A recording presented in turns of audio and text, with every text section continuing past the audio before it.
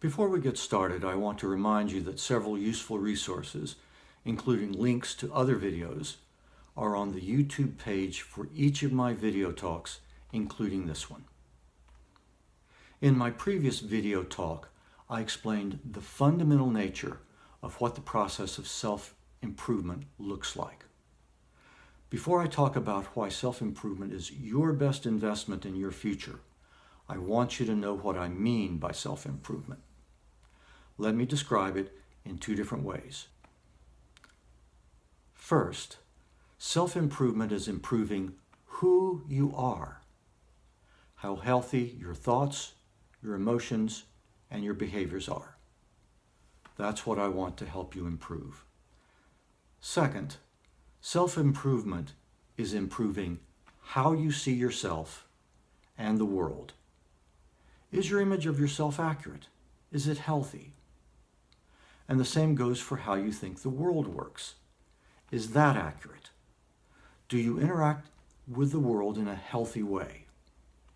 So, to repeat, self-improvement is improving who you are and how you see yourself and the world. Now, having discussed what self-improvement is, let me tell you why self-improvement is your best bet for your future. You, me, everybody, we all start from the same place. We don't want to put in all the time and the effort that's needed to improve our lives.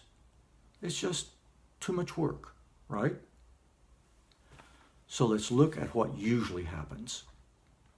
All of us would much rather get the other person to change so that we don't have to, so that we can stay just like we are right now, and so that whatever was bothering us would just disappear. But here's the thing.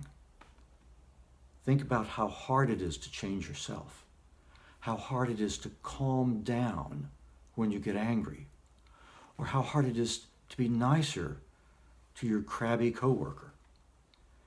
If you could do these things, that would improve your life, right? But changing yourself is a lot of work, and nobody wants to do that. So what usually happens is that we decide that our life would improve if we changed the other person, if we made them change so that whatever was bothering us would just disappear. Actually, that's even more work. And let's be honest, what almost always happens, you find that you can't change the other person, and that in that process, you've made your relationship with them worse. So here are the two alternatives. First, changing yourself. Now think about this. It's work, but you have a lot of control over making that happen. Think of it as an investment in your future. Or second, changing the other person. It's a lot more work, and you can't control them, and it doesn't happen.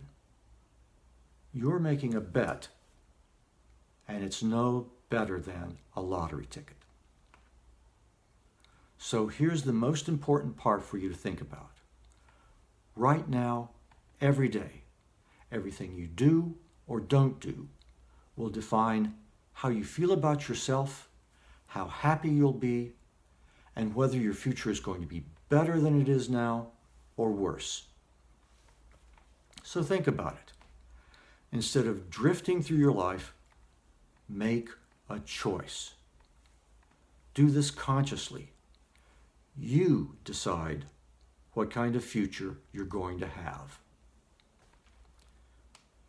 Finally, here's something that you won't hear from any of those people who are making you promises. If you want your life to get better, you need to actually do something. If you want your life to get better, you need to do something different. Doing something, trying different things to see what works. This is the best possible investment in your future.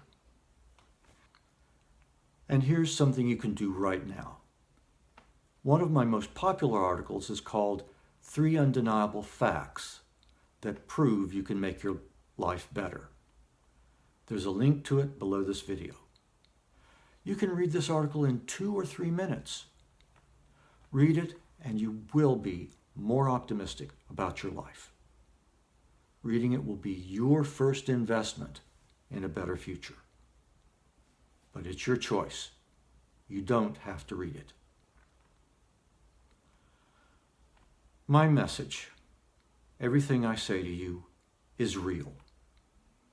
I will not exaggerate. I will not promise more than you can deliver. You can be more than you've ever been. Thank you for being someone who wants a better life.